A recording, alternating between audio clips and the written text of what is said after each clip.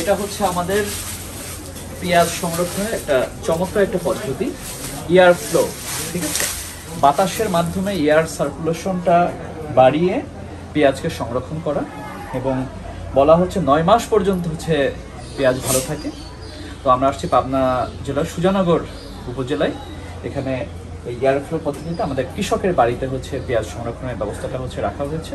সেই বিষয়টা সম্পর্কে আজকে হচ্ছে আমরা জানবো। এই পাশে যদি দেখি, এই পাশে দেখেন, এটা হচ্ছে আমাদের দেশীয় পদ্ধতি, তাই তো? এটা হচ্ছে দেশীয় পদ্ধতি, আর এটা আধুনিক পদ্ধতি, যেটা হচ্ছে আপনি হচ্ছে করেছেন। এই পদ্ধতিতে কতদিন সংরক্ষণ করা সম্ভব? 8 থেকে 9 মাস। 8 থেকে 9 মাস হচ্ছে সংরক্ষণ করা হচ্ছে সম্ভব। তো আমরা দেখতে পাচ্ছি যে ইটের গাঁথনি করে কি পরিমাণ পেঁয়াজ এখানে রাখছেন অলরেডি? 200 মণ পেঁয়াজ আছে। 200 মণ পেঁয়াজ এইটুকু জায়গাতে রাখা হয়েছে, এবং উনি যেটা বলছেন প্রায় 8 থেকে 9 মাস সংরক্ষণ করা যাবে। আমাদের স্যার যেটা বললেন, স্যার 6 মাসও যদি রাখা যায় তাও এটা হচ্ছে অনেক বড় একটা প্রাপ্তি, তাই না? এখানে আরো রাখা যাবে 300 মণ তো রাখা যাবে। 300 মণ রাখা যাবে। টোটাল 300 মণ হচ্ছে এখানে হচ্ছে রাখা যাবে। তবে একটা বিষয় হচ্ছে, পেঁয়াজের দাম যদি আমাদের কৃষকরা পেতে হয়, সংরক্ষণ পদ্ধতি জানতে হবে। মানে হারভেস্টের পরে বেচে দিতে বাধ্য হয় কৃষকরা, সেটা হবে না। এই ধরনের সংরক্ষণ পদ্ধতি। তো স্যার, আমরা এই পদ্ধতিটা একটু আমাদের উপসহকারী কৃষক যিনি আছেন তার কাছ থেকে শুনি যে আসলে কিভাবে এটা করছে। এইখানে যে মেশিনটা দেখতে পাচ্ছেন, এটা হচ্ছে এয়ার ব্লোয়ার মেশিন বা পেঁয়াজের এসি। এখানে আমাদের এই যে চেম্বারটা দেখতে পাচ্ছেন পেঁয়াজের, এই চেম্বার হচ্ছে 10 ফিট, পোস্ত 10 ফিট, হাইট আছে 5 ফিট। এই যে মেশিনটা দেখতে পাচ্ছেন, এই মেশিনের উপরের দিকে এই 1 ফিট নিচে, উপর থেকে 1 ফিট নিচে একটা হাই স্পিডের ফ্যান লাগানো আছে। এই চেম্বারটা এই 5 ফিট যে হাইট, এই 5 ফিটের একবারে ফ্লোর থেকে 5 ইঞ্চি উপরে আমরা পেঁয়াজের এক মাচা তৈরি করেছি। পেঁয়াজ রাখার জন্য দেশীয় পদ্ধতিতে বাঁশ দিয়ে যে মাচা তৈরি করে ফাঁকা ফাঁকা করে, জি, সেভাবে 5 ইঞ্চি উপরে মাচা তৈরি করেছি। এই মেশিনটার মাচাতে 5 ইঞ্চি উপরে তৈরি করা, এই মেশিনটারও নিচের দিকে এরকম 5 ইঞ্চি 4টা পায়া আছে, খুঁটি আছে। আচ্ছা, এই মাচার উপরে এই মেশিনটা সেট করেছি। সেট করার পরে আমরা এই পেঁয়াজ দিয়ে পুরো চেম্বারটা ভরাট করেছি 5 ফিট হাইট পর্যন্ত।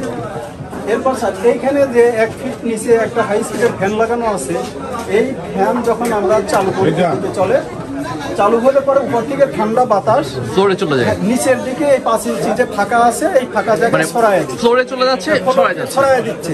ছড়ায় দেওয়ার ফলে হচ্ছে যে এই পেঁয়াজ দিয়ে তো আমরা এটা একবারে ভ্যাকুয়াম করা, এখানে বাতাস তো বের হতে পারতেছে না।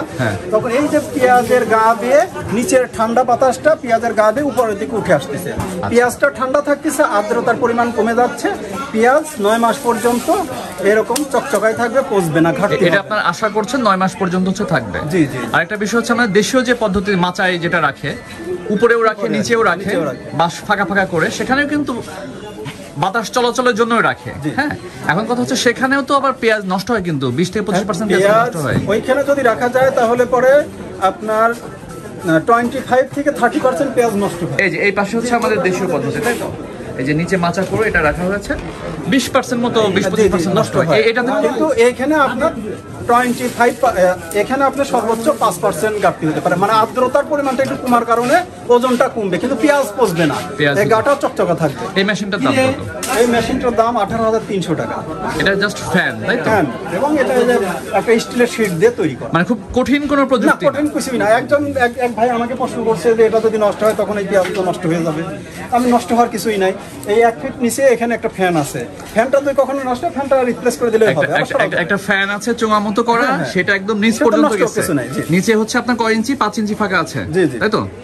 নিচে হচ্ছে 5 ইঞ্চি ফাঁকা, ফ্লোরে বাতাসটা চলে যাচ্ছে, তার মানে পুরো পেঁয়াজে বাতাসটা চলে যাচ্ছে, ঘর দিকে উঠে আসতেছে, সেই জন্য পেঁয়াজটা পচছে না, যেহেতু বাতাস চলাচল করছে, পেঁয়াজটা পচছে না, আর্দ্রতার পরিমাণও কমে যাচ্ছে। কিন্তু শর্ত আছে, একটা শর্ত হচ্ছে এই যে পেঁয়াজ সংরক্ষণ করার আগে কিউরিং করতে হবে ভালো করে, তাই না? জি জি, ভালো করে সেটাকে শুকিয়ে, ঠিক আছে, ভালো একদম আমরা দেখতে পাচ্ছি যেখানে পেঁয়াজগুলো দেখেন গ্রেডিং করা পেঁয়াজ দিতে হবে। এরপর যদি পচা পেঁয়াজ দিয়ে আপনি বাতাস কেন যাই দেন, আবার সব পেঁয়াজ কিন্তু আস্তে আস্তে সেখান থেকে নষ্ট হয়ে যাবে। এখানে স্যার যদি একটা পেঁয়াজও ইনজুরি হয়, সেই একটা পেঁয়াজই নষ্ট হয়ে যাবে, কারণ ওটা তো সব সময় ঠান্ডা বাতাস উপর দিকে আছে, ওটা শুকায় যাবে, পচবে না। আমরা দেওয়ার সময় আমাকে একটু সতর্ক থাকতে হবে, তাই না? এই যে পেঁয়াজের দাম এখন বলছে 70 টাকা কেজি, 70 টাকা কেজি পেঁয়াজের দাম, এটা কি মনে করেন খুব বেশি? না স্যার, আমাদের কৃষকের যে খরচ হয় স্যার, আমাদের এটা বেশি না, এবার মনে করেন আমরা 1000 টাকা মনে বেচছি, বছরে মনে করেন আমাদের 50% ফিস বিক্রি করা হয়েছে 1000 টাকা মন। আমাদের খরচ যায় এখন 1500 থেকে 1800 টাকা মন খরচ যায়। এখন বর্তমান বাজার 2500-2600 টাকা বাজার চলছে, রানিং বাজার। মনে করেন আমাদের এখন বর্তমান কিছু লাভ হতেছে। আর আগে আমরা বছরে যে পেঁয়াজটা বেশি স্যার আমাদের ঘাটতি আছে মন তারা 700 থেকে 800 টাকা ঘাটতি আছে। আচ্ছা, পেঁয়াজ হচ্ছে মশলা, পেঁয়াজ তো তরকারি না। না তো তো এখন ধরেন করলা, বেগুন, অনেক সময় ধুন্দুল, এইসব 60-70 টাকা কেজি। 50-এর উপরে। তাহলে ধরেন একটা বেগুনের কেজি যদি 70 টাকা হয় আর পেঁয়াজের কেজি যখন 70 টাকা হয়, তখন আমরা বলি পেঁয়াজের দাম বেশি। এটা কি ঠিক? না স্যার ঠিক না। আচ্ছা, 1 হেক্টর জমিতে 20 টন পেঁয়াজ হয়, আবার 1 হেক্টর জমিতে 30 টন বেগুন হয়। তাহলে দেখা যাচ্ছে যে যদি এইভাবে যদি পেঁয়াজের দাম 70 টাকা বা এই কাছাকাছি না থাকে, তাহলে কি আপনাদের লাভ হবে? না স্যার, আমাদের লাভ হবে না, প্লাস আমরা এইভাবে আমরা পেঁয়াজ আর উৎপাদন করতে পারবো না, কারণ আমরা বহুত ঘাটতি করতে। পেঁয়াজের দাম কত হলে আপনারা? আমাদের মিনিমাম 70-80 টাকা থাকতে হবে, তাহলে আমাদের কৃষকরা আমরা বাঁচাতে পারি। তাহলে আমাদের এই খরচটা আমরা নিচ্ছি না।